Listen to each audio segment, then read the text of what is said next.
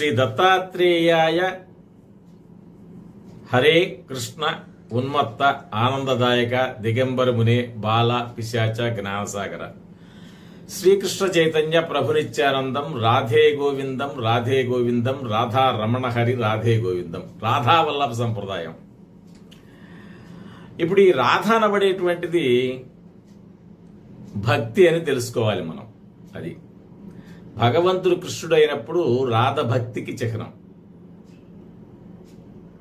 అంటే చంద్రుడు వెన్నెలలా భగవంతుడు భక్తుడు ఉంటారు. ఇంకా మిగిలినటువంటి ఉదాహరణలన్నీ మనం అవగాహన చేసుకోవాలి. అంతేగాని చంద్రుడికి వెన్నెలకి పెళ్లి చేయటం ఎంత హాస్యాస్పదమో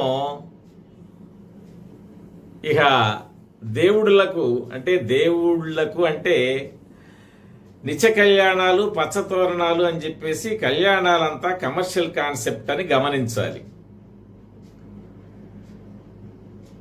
ప్యూరిటీ ఇన్ యాక్షన్, ఫీలింగ్లో చారిటీ ఉండాలి, థాట్లో క్లారిటీ ఉండాలి. అది అందు గురించి ఎన్లైటన్మెంట్, ఈ డివైన్ నాలెడ్జ్ని డివినిటీ కోసం మాత్రమే పరిశీలించాలి. ఈ మధ్య ఒక వైష్ణవాచార్యులు మాట్లాడుతూ,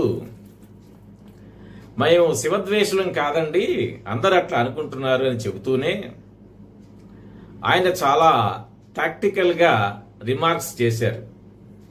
ఏమనంటే, సాక్షాత్తు మాకన్నా అందరికన్నా వైష్ణవులం అని మమ్మల్ని అనుకుంటున్నారు, కానీ ఈ శివుడు ప్రథమ భక్తుడండి విష్ణుమూర్తి గని. ఎందుకంటే విష్ణుమూర్తి పాదాల కడిగిన గంగ శివుడి నెత్తి మీద పడింది, అంటే ఆయన నెత్తి మీద భరించాడు, అంటే విష్ణుమూర్తి పాద జలాన్నని పురాణోక్తమైనటువంటి విషయాన్ని ప్రస్ఫుటంగా చెబుతూ విష్ణాలయములకు క్షేత్రాధిపతి శివుడండి అని చెప్తున్నాడు. అది మరి అక్కడ న్యూనతాభావం ఉన్నదా లేదా శివుడి మీద? పైపెచ్చు రుద్రుడండి ఆయన అంటున్నాడు. అసలు రుద్రుడంటే ఏమిటో చూద్దాం. రోదతీతి రుద్రః, అది వేదోక్తం, అంటే వేదము చేత చెప్పబడినది, అంటే ఏడిపించేవాడు అందరినీ అని, లేదా ఏడ్చేవాడు. అది రోదతీతి అంటే ఏడ్చేవాడు, అంటే ఏడుస్తూ ఉంటాడు ఆ భగవంతుడు.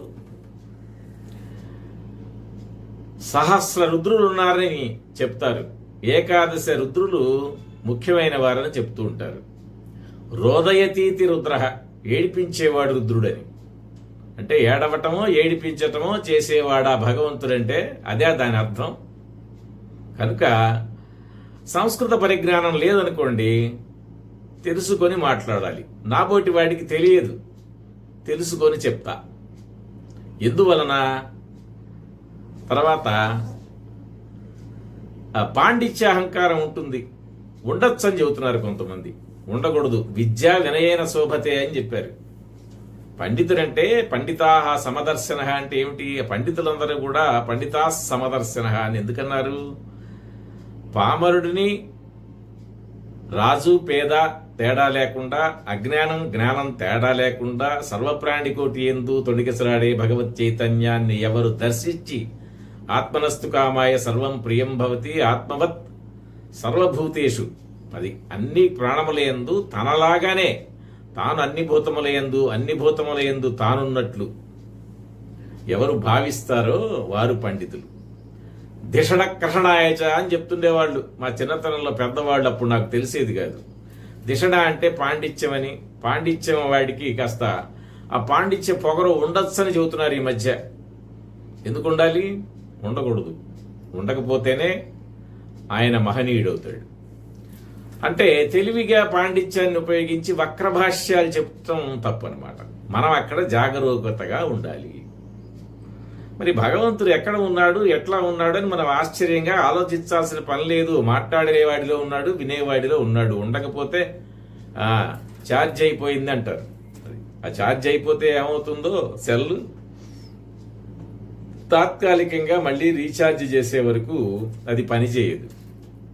కనుక స్పిరిచువాలిటీ రీఛార్జ్ కోసం వాడుకోవాలి. అప్పుడు డివినిటీ ఫేడ్ అవ్వకుండా ఉంటుంది.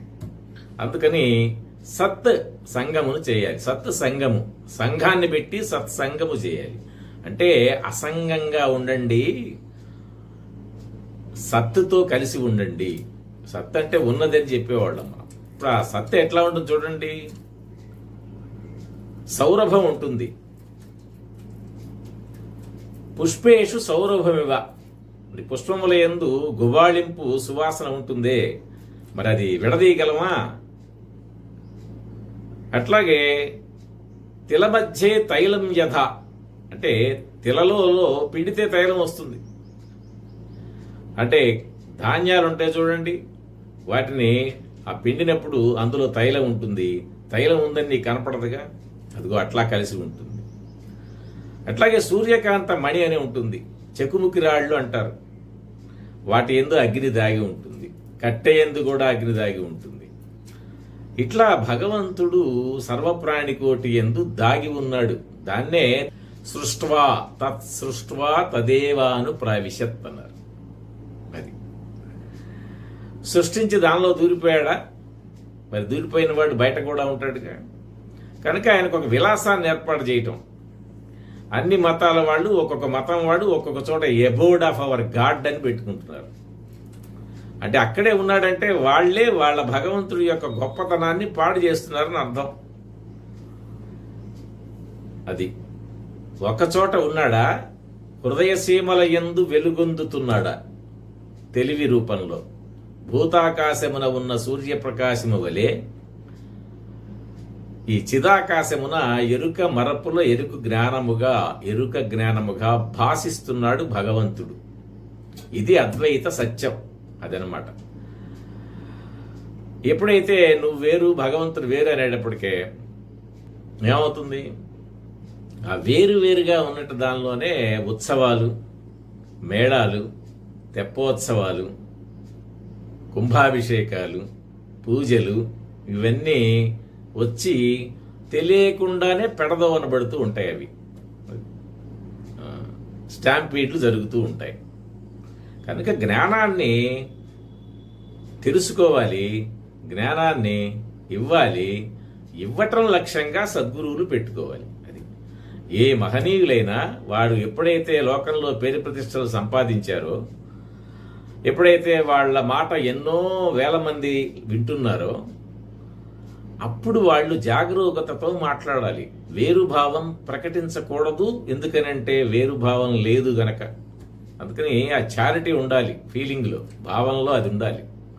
లేకుండా తెలివిగా చెప్పామని అనుకుని ఆ భేదాన్ని సృష్టించటం అనేది అమాయక ప్రజల్ని వంచన చేయటం అవుతుంది. అది అందుకని పనిగట్టుకుని వైకుంఠంలో ఉన్నాడు విష్ణుమూర్తి. ఇవన్నీ కూడా తాత్విక చింతన చేసే తత్వవేదాంతులు అందరూ కూడా ఈ మాటలు ఉపయోగించి ఉదాహరణగా చెప్తూ ఉంటారు. అలా చెప్తున్నప్పుడు ఏమవుతుంది అంటే, ఫలానా చోట ఫలానా వాడున్నాడు, నేను ఫలానా అని ఎప్పుడైతే అనుకున్నాడో భేదభావం రానే వస్తుంది. కనుక అన్యమతస్థుల దైవం అన్య ప్రదేశముల యందు మాత్రమే ఉంటాడు. వాళ్ళు చెప్పేది అదే కదా. ఆ అన్య ప్రదేశానికి వాడు అనన్య భక్తితో వెళతాడు, మిగిలిన ప్రదేశములను వాడు గౌరవించడు. అప్పుడు ఏమవుతుంది? విధ్వంసం చేస్తాడు వాడు. కనుక భగవంతుడు యూనివర్సల్కి పవర్గా ఉండేవాడు. అంతేగాని భూమి మీద ఉన్న బలానా క్షేత్రంలో ఉంటాడనో, లేకపోతే ఇక్కడెక్కడా ఉండడండి, ఆ నెబ్యులాల్లో దాక్కున్నాడండి, బ్లాక్ హోల్లో ఉన్నాడండి, బ్లూ స్కైకి మధ్యలో ఈ బ్లాక్ హోల్స్ ఉంటున్నాయండి అని చెప్పి కూడా చెప్తే సైంటిఫిక్గా తప్పే అవుతుంది. ఎందుకని భగవంతుడు అక్కడొక్క చోట ఉండడు. కర్షతీతి కృష్ణ, అదే కృష్ణ బిలాలంటే, అవే బ్లాక్ హోల్స్ అంటే. వాటిలో అన్నిటినీ లాగేసుకునేటువంటి కెపాసిటీ ఉంటుంది. సుడిగుండంలో పడినటువంటి ఏదైనా ఆ గుండంలోకి వెళ్ళిపోయినట్టుగా. అయితే మరి సైంటిఫిక్గా ఆలోచించిన, యూనివర్సల్ థాట్తో ఆలోచించిన, ఎమోషన్స్ లేకుండా ఆలోచించిన, క్యాస్ట్, క్రీడ్, కలర్, రిలీజియన్తో సంబంధం లేనటువంటి ఒక స్పిరిచువల్ ట్రాక్ పట్టుకోవాలి మనం. అది ఆ స్పిరిచువల్ ట్రాక్లో వెళ్ళేటప్పుడు ఖచ్చితమైనటువంటి థాట్, ఖచ్చితమైనటువంటి ఫీలింగ్, ఖచ్చితమైనటువంటి క్రియ అంటే పరిశుద్ధమైనటువంటి క్రియ అనబడేది ఎట్లా ఉంటుందో సత్యాన్వేషణ చేయటానికి ఉపయోగపడుతుంది. అందుకని ఏమిటంటే గుణగణములు మనల్ని మనం పరిశీలించుకోవటం ద్వారా సద్గుణ ప్రాప్తిరేవ భగవత్ ప్రాప్తి. శుభం భూయాత్. హర హర మహాదేవ.